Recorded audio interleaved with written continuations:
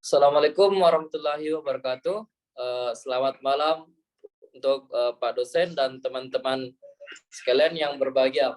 Pertama, marilah kita panjatkan puji syukur atas kehadiran Allah Subhanahu wa taala karena telah memberikan kita rahmat sehingga kita dapat berkumpul di ruang Meet malam ini untuk mempresentasikan makalah kelompok kami, yaitu kelompok 1. Perkenalkan, nama saya Muhammad Farhan Al-Farizi yang akan bertugas sebagai moderator sekaligus pembaca materi dalam diskusi materi perkembangan masalah dasar filsafat dan filsafat perkembangan ilmu komunikasi. Adapun anggota kelompok 1 adalah yang pertama itu Abdul Wahab, Imam Buana Nusantara, Muhammad Farhan Al-Farizi, Firgiawan Gimnastiar, Ikram, Prayoga Andito Prasetyo, Alimuddin, dan Muhammad Fauzan. Materi 1.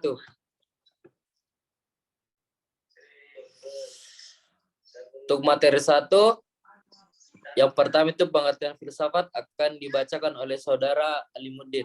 Saudara Alimuddin, saya persilakan. Pengertian filsafat secara etimologi atau asal-usul bahasa kata Yunani berasal dari bahasa Yunani yaitu philosophia yang merupakan penggabungan dua kata yakni philos atau philein yang berarti cinta, mencintai atau pencintaan, serta kata sophia yang berarti kebijaksanaan atau hikmat. Dengan demikian secara bahasa filsafat memiliki arti cinta akan kebijaksanaan.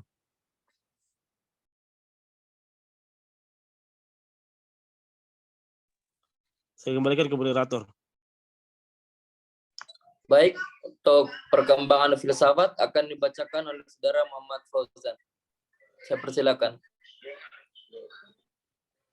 Perkembangan filsafat. Filsafat India. A. Zaman Weda 2000 sampai 2000 sampai 600 SM. B. Zaman skeptisisme 200 sebelum Masehi sampai 300 Masehi. C. Zaman Puranis 300 sampai 1200 Masehi. D. Zaman Muslim 1200 sampai 1757 Masehi. E. Zaman modern setelah 1757 Masehi. Filsafat Islam. Dalam sejarah pemikiran Islam, teologi rasional yang dipelopori kaum Mu'tazilah yang dipelopori kaum Mu'tazilah. Adapun zaman dari teologi rasional Mu'tazilah Asy'ari bercorak tradisional. Filsafat Cina. A. Zaman klasik 600 sampai 200 sebelum Masehi. B. Zaman Taoisme dan Buddhisme 200 sebelum Masehi sampai 1000 Masehi. C. Zaman Neo-Konfusianisme 1000 sampai 1900 Masehi. D. Zaman modern setelah 1900 Masehi. Filsafat Barat. A. Zaman kuno. B. Puncak zaman klasik Sokrates, Plato, dan Aristoteles. C. Zaman patristik. D. Zaman skolastik. E. Zaman modern. Zaman Renaissance. Jembatan antara abad pertengahan dan zaman modern. Periode antara sekitar 1400 Masehi dan 1600 Masehi. Disebut Renaissance, zaman kelahiran kembali. Zaman Renaissance, kebudayaan klasik dihidupkan kembali. Kesastraan, seni dan filsafat. Niccolo Machiavelli 1469 sampai 1527. Thomas Hobbes 1588 sampai 1679. Mencapai inspirasi mereka dalam warisan Yunani Romawi. Thomas More 1478 sampai 535. Zaman romantik, idealisme, berlawanan dengan materialisme. Zaman pencerahan, abad ke-18 memperlihatkan perkembangan baru lagi. Setelah reformasi, setelah Renaissance, dan setelah rasionalisme dari zaman barok.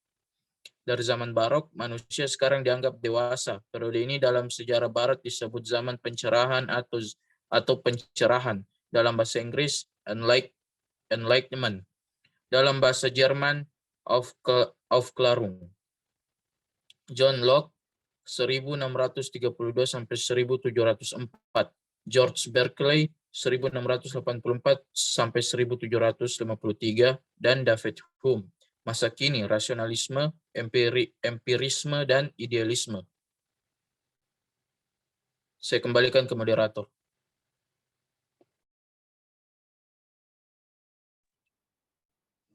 Baik, berikutnya yaitu masalah dasar filsafat akan dibacakan oleh saudara Abdul Wahab. Saya persilakan. Masalah dasar filsafat. Pertama, logika sebagai landasan penalaran. Logika dapat berarti suatu pertimbangan akal atau pikiran yang ditukarkan lewat kata dan dinyatakan dalam bahasa. 2. Epistemologi sebagai landasan pengetahuan. Epistemologi adalah ilmu yang mempelajari berbagai bentuk pengenalan dasar pengetahuan hakikat dan nilainya. 3. Metafisika sebagai landasan memahami hakikat. Metafisika bisa berarti upaya untuk mengkarakterisasi eksistensi atau realitas sebagai suatu keseluruhan. Istilah ini juga berarti sebagai usaha untuk menyelidiki alam yang berada di luar pengalaman atau menyelidiki apakah hakikat yang berada di balik realitas. 4. Metode filsafat. Metode Zeno, Sokratik, Plato, dan Aristoteles. Saya kembalikan ke moderator.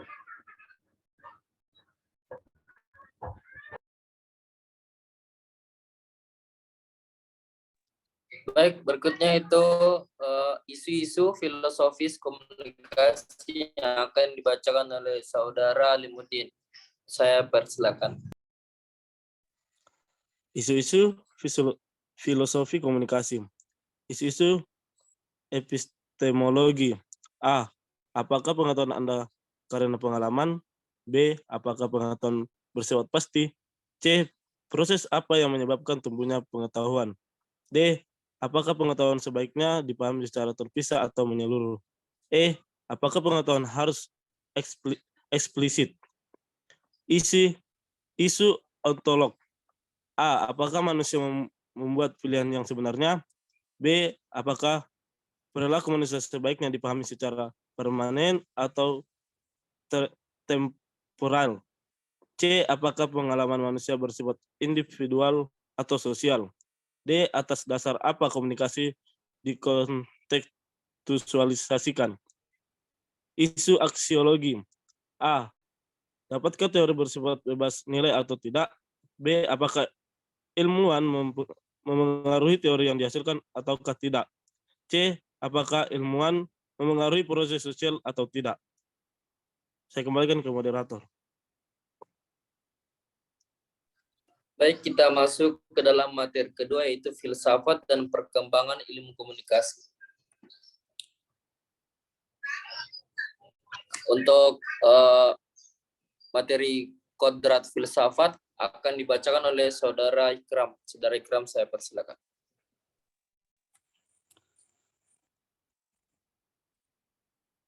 Baik, sebelumnya terima kasih atas kesempatannya.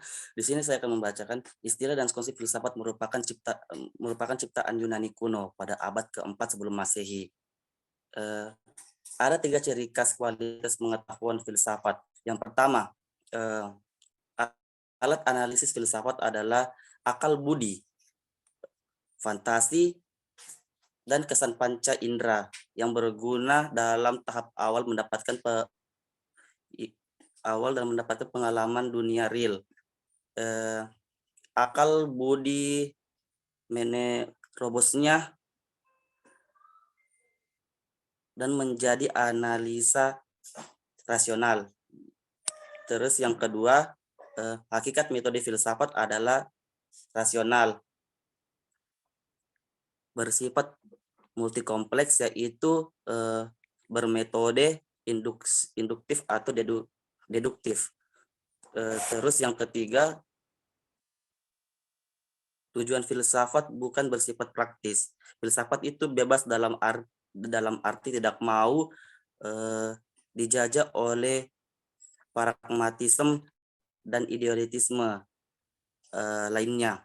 Dengan demikian, dapat dikatakan bahwa kodrat filsafat adalah berpikir ilmiah, karena berpikir ilmiah adalah ciri khas ilmu pengetahuan. Sekian dan terima kasih. Ya, nomor 2, relasi filsafat dan ilmu.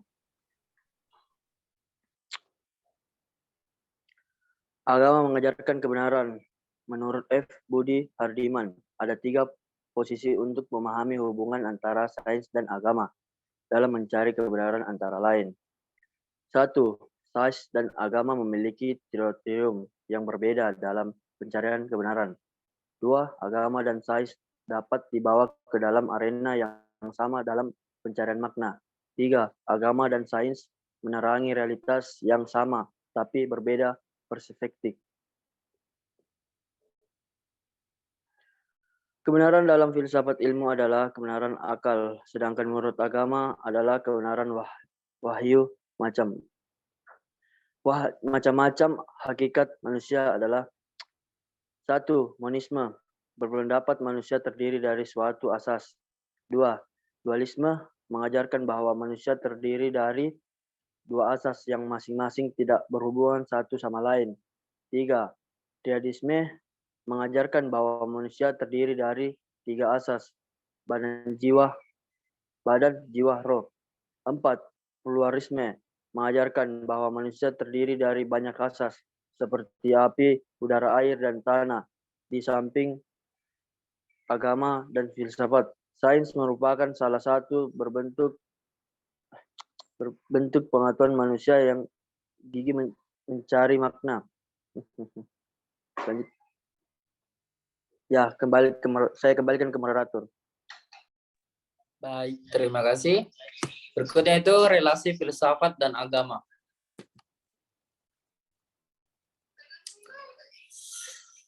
Menurut K. Bertens, agama adalah candu masyarakat memberi kesan seolah-olah agama menjadi alat dalam tangan golongan kecil untuk mempermainkan dan melindas rakyat. Barangkali atas nama dan bekerja sama dengan golongan yang berkuasa. Menurut Karl Marx, candu masyarakat sebagai suatu keadaan objektif dalam masyarakat. Dengan demikian, hubungan filsafat dan agama dalam konteks ilmu pengetahuan bisa dibilang mutual. Nilai-nilai agama banyak mengandung informasi atau inspirasi untuk berkembangnya filsafat dan ilmu pengetahuan. Pendekatan metode dan cara berpikir filsafat digunakan untuk memahami sekaligus mengembangkan ilmu serta cara penafsiran teks-teks keagamaan sehingga lebih dipahami.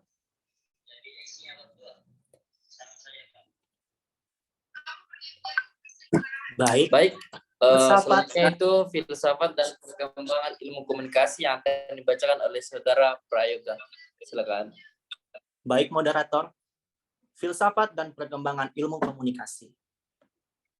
Secara etimologi atau bahasa, kata komunikasi berasal dari bahasa Inggris communication yang mempunyai akar dari bahasa Latin communicare yang berarti membuat suatu menjadi umum, to make common, saling memberi sesuatu sebagai hadiah, cum plus munus, dan membangun pertahanan bersama atau cum plus munir. Stephen W.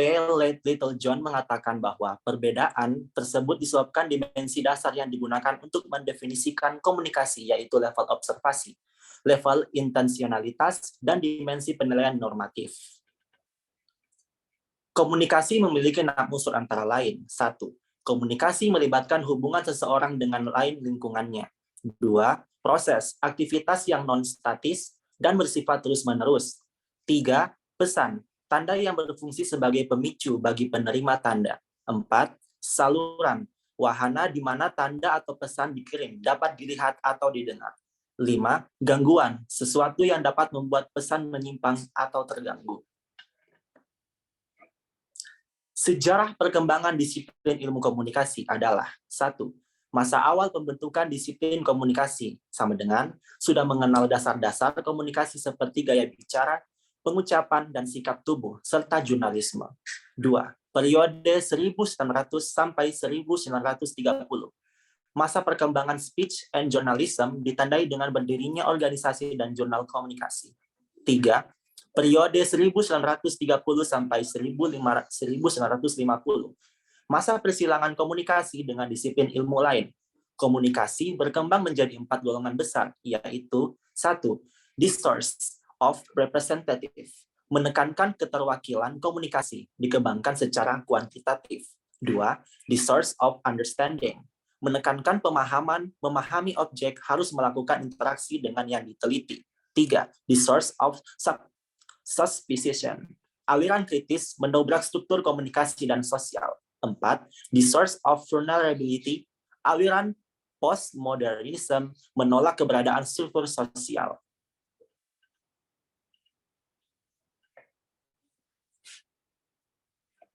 Little John mengidentifikasikan ada 5 kelompok teori komunikasi, antara lain 1. Structural and functional theories, dikembangkan dari ilmu sosial. 2. Cognitive and behavioral theories, dikembangkan dari psikologi. 3. Interactionist theories, kehidupan sebagai proses interaksi. 4. Interpretative theories, tindakan berkaitan dengan pengalaman individu. 5. Critical theories, berfokus pada situasi yang timpang dan menindas. Baik, terima kasih. Saya kembalikan kepada moderator.